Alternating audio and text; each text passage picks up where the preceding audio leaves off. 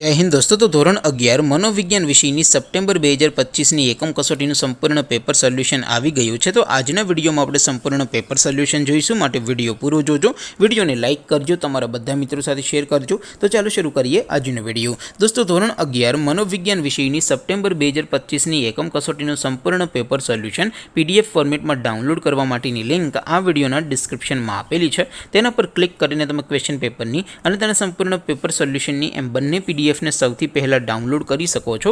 અથવા તો દોસ્તો પેપર સોલ્યુશનની PDF ડાઉનલોડ કરવા માટે તમારે ગૂગલ ઉપર સર્ચ કરવાનું છે www.mygkguru.in। આ વેબસાઇટ તમે સર્ચ કરશો એટલે જે પહેલી લિંક આવશે એના ઉપર તમારે ક્લિક કરવાનું છે।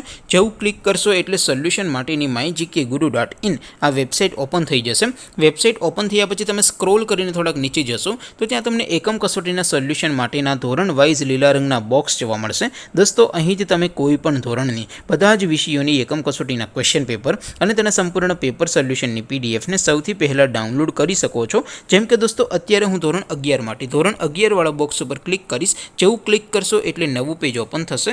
નવું પેજ ઓપન થાય એમાં તમે સ્ક્રોલ કરીને થોડાક નીચે જશો તો ત્યાં તમને STD 11 commerce and arts paper solution 2025નું એક બોક્સ જોવા મળશે, જેમાં દોસ્તો નીચે લખેલું છે STD 11 મનોવિજ્ઞાન પેપર।